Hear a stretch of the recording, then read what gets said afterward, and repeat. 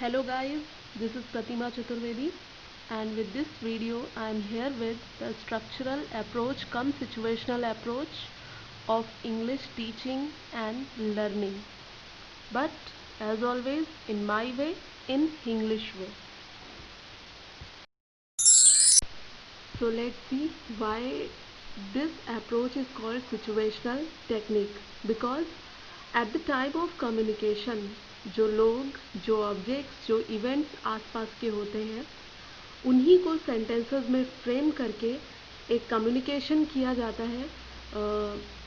इस तरह से किसी भी आर्टिफिशियल ऑब्जेक्ट या सीन की ज़रूरत नहीं होती है, सेट की आवश्यकता नहीं है। That's why it is called situational technique. Structural approach was the reaction of direct method, uh, or it can be said the progression of direct method, and the approach is also known as new approach, oral approach, as well as situational approach. So now the concern is what kind of structures we use for the kind of communication or the structural approach.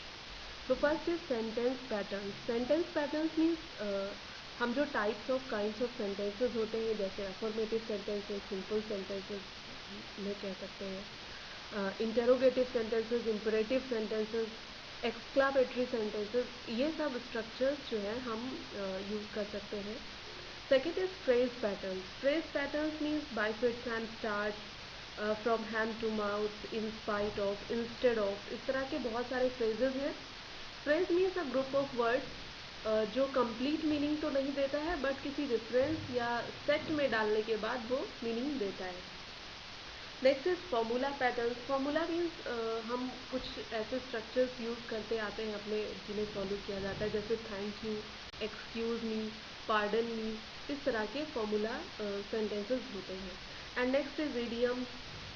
Idioms group of words होते हैं जो मुहावरे जिन्हें कहते हैं, जैसे in a nutshell, behind the scenes, alma mater, the apple of discord, इस तरह के बहुत सारे इडियम्स हैं जिनको हम अपने कम्युनिकेशन में यूज़ करते हैं according the situation, according the condition, according the scenario, without using any artificial content और situation.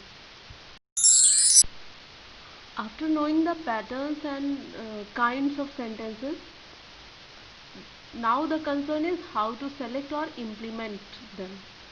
So the easiest way is choose simple, and from simple to difficult, or we can say from concrete to abstract. जो चीज़ें आस पास में दिखाई दे रही वहाँ से शुरू कर सकते हैं.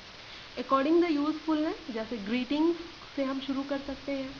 इम्परेटिव सेंटेंसेस जैसे परमिशन के लिए जो यूज़ किए जाते हैं, हम्बलनेस के लिए जो यूज़ किए जाते हैं, may I come in, may I go out, I can do this, इस तरह के सेंटेंसेस से हम शुरू कर सकते हैं.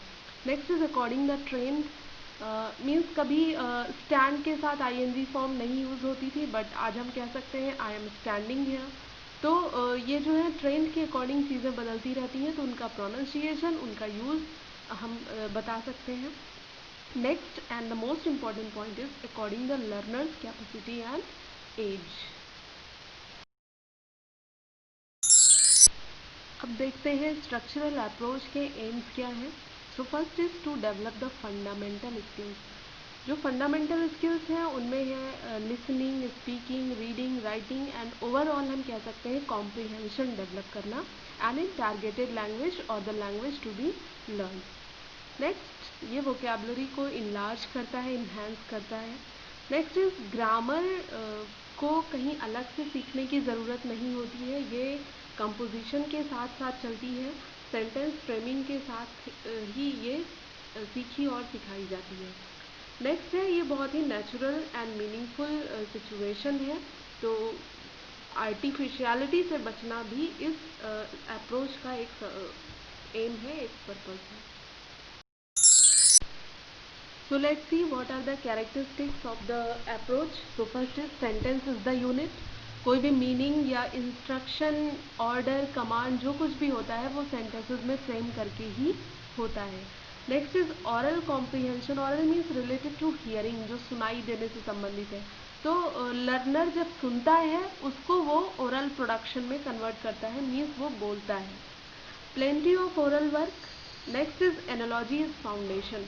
एनालॉजी मीन्स कंपैरिजन करना, क्रिएशन करना, बहुत सारी चीज़ें इसमें इन्वॉल्व हैं।